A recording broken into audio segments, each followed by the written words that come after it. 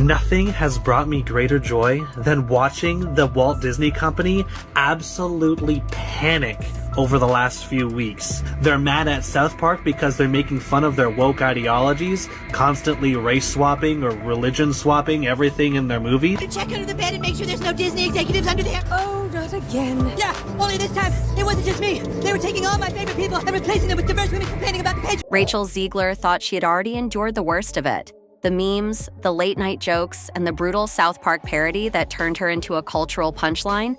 It was a PR nightmare she couldn't escape. The last time I had the dream, I was walking down the school hallway, and that's when I started to notice that something's wrong. Everyone I cared about has been systematically replaced. And finally, I want to scream, and I'm like, why are they replacing every single character with someone who is diverse? But then Kenny's like, it's not our fault, it's because of Kathleen Kennedy. But then Kathleen Kennedy's just like, make it more lame. And everyone in town is like, no, please, Kathleen Kennedy, stop ruining everything. But Kathleen Kennedy has put another woman in it, make it more. And the Disney stock just keeps going down and down and down. And then Bob Iger is all like, no, what's going on with my stocks? I'm really sorry, I was just trying to be kind, she said in one of her now infamous interviews, only to be met with the stinging South Park response.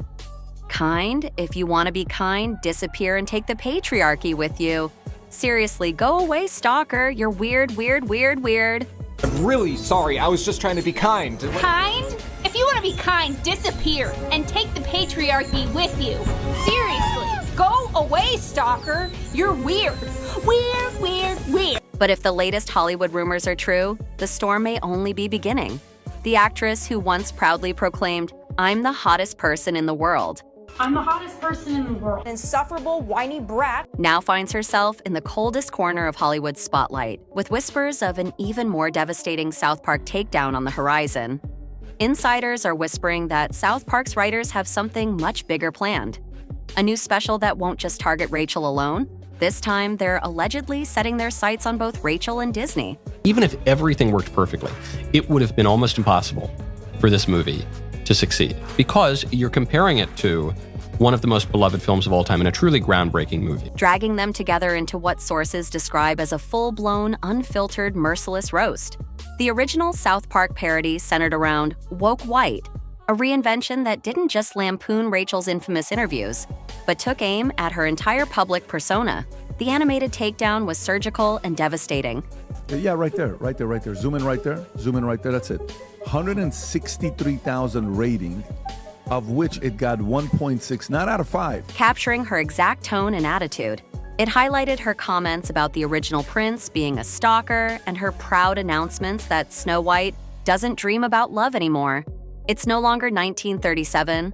The cartoon Rachel lectured, while the animated Snow White insisted, everything will be great once we just act exactly like men. What made the parody so brutal wasn't that it exaggerated her statements, it was that it barely had to. It's no longer 1937. Everything will be great once we just act exactly like men. As one viewer commented, they literally just animated what she actually said. The internet exploded in response, with TikTok and Twitter flooding with memes and hashtags like #WokeWhite and #SnowWoke trending for days. The cartoon was made 85 years ago, and therefore it's extremely dated when it comes to the ideas of women being in roles of power and what a woman is fit for in the world. And so when we came to reimagining the actual role of Snow White, it became about the fairest of them all, meaning who is the most just and who can become a fantastic leader. And the reality is, Snow White has to learn a lot of lessons about coming into her own power before she can come into power over a kingdom. Reaction videos garnered millions of views, with creators joking that South Park had done what Disney's own PR team couldn't: accurately explain why audiences wanted nothing to do with this version of Snow White. I never wanted to come off as me being ungrateful for the opportunities, the real Rachel had said in one interview, only to have South Park respond with the brutal line, "Because you just can't close your mouth." I never wanted to come off as me being ungrateful for the opportunity. Because you just can't close your mouth. But according to industry whispers, this new episode could make the first parody look tame by comparison. Sources claim the plan isn't just to mock Rachel's interviews and the movie's empty theater premieres, it's to roast Disney's entire strategy of corporate virtue signaling, diversity checklists, and nostalgia exploitation. Some within Disney's ranks are reportedly panicking behind the scenes.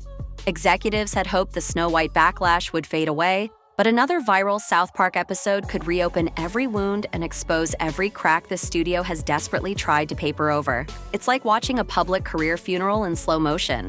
Sound like I hear a couple of people, too. One insider allegedly described the situation, while another reportedly warned, "This isn't just about one movie anymore. This is about the entire Disney brand. The stakes couldn't be higher for the House of Mouse." After the colossal Snow White box office disappointment, the last thing Disney needs is another round of viral mockery, especially one that zeroes in on their corporate decision-making and creative strategy. The timing couldn't be worse either, with Disney already struggling to maintain its cultural relevance amid declining park attendance and streaming service challenges. HD TV on the wall, who's the fairest one of all? Mocked the South Park parody, answering with a ranting, woke white character that perfectly captured everything audiences had come to resent about the modernized remake. HD TV on the wall. Who's the fairest one of all? If South Park's writers are indeed planning to expand their target to include Disney's entire corporate culture, insiders worry it could do catastrophic damage to their already fragile reputation. After all, South Park has a long history of not just mocking their targets, but defining them in the public consciousness, a power that has destroyed careers and shifted cultural conversations overnight. Despite Disney's marketing machine working overtime, the opening weekend numbers were catastrophic. Videos of empty theater lobbies circulated online, with TikTokers filming themselves sitting alone in near-abandoned auditoriums. The movie was absolutely terrible. It's not the single worst movie I've ever seen, but in every way that the movie differed from the beloved 1937 original, it was worse. Critics savaged the film, calling it hollow, preachy, and joyless, the exact opposite of what Disney had promised. As if South Park's mockery wasn't enough, The Simpsons, a property owned by Disney itself, aired their own brutal parody.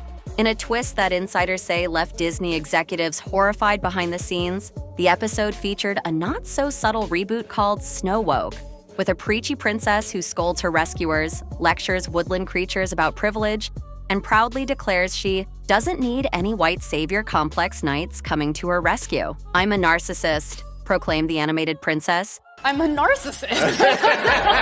In what viewers immediately recognized as a direct shot at Rachel Zegler and the entire Snow White debacle, what made this parody particularly stinging wasn't just its content, but its source. This wasn't coming from an outside critic, but from within Disney's own empire. The internet reaction was swift and savage. TikTok exploded with new memes splicing Rachel's real interviews with The Simpsons cartoon rants. YouTube reactors filmed themselves in disbelief that Disney's own properties were now roasting the company's most expensive live-action remake disaster. You said you were bringing a modern edge to it on stage. What do you mean by that? I just mean that it's no longer 1937, and we absolutely wrote a Snow White that is not going to be saved by the prince. She's not going to be saved by the prince, and she's not going to be dreaming about true love. She's dreaming about becoming the leader she knows she can be, and the leader that her late father told her that she could be if she was fearless, fair, brave. Twitter threads filled with brutal one-liners like, "When even your own cartoons are roasting you, it's over." For viewers, it wasn't just funny, it was symbolic of Disney losing control of their own narrative. Accidentally broadcasting their humiliation to the world, friends reportedly tried to calm Rachel down, warning that pushing back would only make things worse. And they were right. The more Rachel's behind-the-scenes anger leaked, the faster the memes spread. News outlets picked up on the story, framing Rachel as unable to take a joke and trying to censor comedy. Social media, already primed to mock her every move, exploded with fresh sarcasm. Some fans even joked that South Park should make a second episode just about her meltdown, a suggestion that now appears to be potentially coming true in an even more expanded form. You think it's perfectly normal that Cartman is suddenly a black woman? You probably don't like that Indiana Jones got replaced by a female either, huh? You probably have a problem with Black Spider-Man. If there was ever a chance for Rachel to slow the avalanche, it disappeared when she took to social media. Instead of laying low as advised, she allegedly did the opposite, posting passive-aggressive Instagram stories, liking tweets criticizing South Park fans, and sharing sad TikTok lip syncs to break up ballads. To her loyal supporters, maybe it was cathartic, but to the general public, it came across as tone-deaf and self-pitying. The fallout wasn't limited to social media. Hollywood began backing away. Quietly, swiftly, ruthlessly. Meetings that once buzzed with talk of Rachel's bright future reportedly went silent. Her name began disappearing from casting shortlists, and projects she had been loosely attached to were quietly reconsidered. As one insider allegedly put it, it's not personal, it's business. Once you become a meme, you're a liability, and nobody wants to build a $100 million movie around a liability. Meanwhile, Disney was facing its own crisis behind the scenes. A reported investor revolt. Boardroom tensions skyrocketed after Snow White's catastrophic performance became impossible to spin.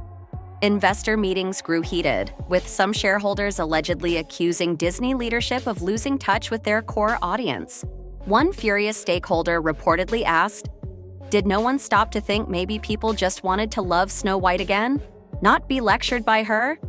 As the blame game kicked into high gear, executives pointed fingers in all directions. At marketing teams for pushing the empowerment angle too aggressively, at creative teams for gutting the heart of the original story, and even at Rachel herself for her tone-deaf interviews and social media missteps.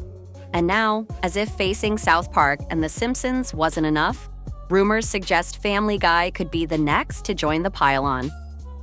According to whispers, writers for the long-running animated series are allegedly preparing their own takedown of the Snow White saga. If true, it would complete a devastating cultural trifecta: South Park, The Simpsons, and Family Guy all dunking on the same meltdown in real time. For Rachel, the risk is catastrophic. A South Park mockery is painful but can be spun as edgy satire. A Simpsons parody stings but feels at least rooted in commentary. But a Family Guy takedown? That's pop culture immortality of the worst kind. The kind that keeps getting replayed, memed, and referenced for the next decade. So what does the future hold? In Hollywood, there's always talk about redemption, about comebacks and second chances. But after the avalanche Rachel Zegler and Disney are facing, insiders quietly wonder, is a comeback even possible anymore? Or has meme culture, late-night satire, and endless internet mockery locked them both into a new brutal normal they can never escape? Every time a new meme drops, every time South Park or Family Guy rolls out a new gag, it gets harder for audiences to separate Rachel the actress from Rachel the icon of what went wrong. Could she recover? I mean, people thought my whole trajectory was fake, and sometimes I wake up and I think my whole trajectory is fake, but it's just a testament to taking chances. Some insiders say it's theoretically possible: a humble, stripped-down indie film, a long break from the spotlight, a slow rebuild rooted in sincerity and genuine connection to audiences. But even then, the stain of being the punchline that everyone piled on, from TikTok to South Park to the very company that hired her, might never fully wash away. Because once the illusion is shattered, once audiences feel like they're being sold a hollowed-out version of what they used to love, it's nearly impossible to win them back. She believes that she should be able to express herself and speak her truth, or whatever nonsense, regardless of the consequences to everybody else. One industry analyst noted, in what could be the epitaph not just for Rachel's Snow White, but for an entire approach to filmmaking that is rapidly losing its audience. So, what do you think? Can Rachel Zegler pull off a true Hollywood redemption, or has the internet already decided her fate?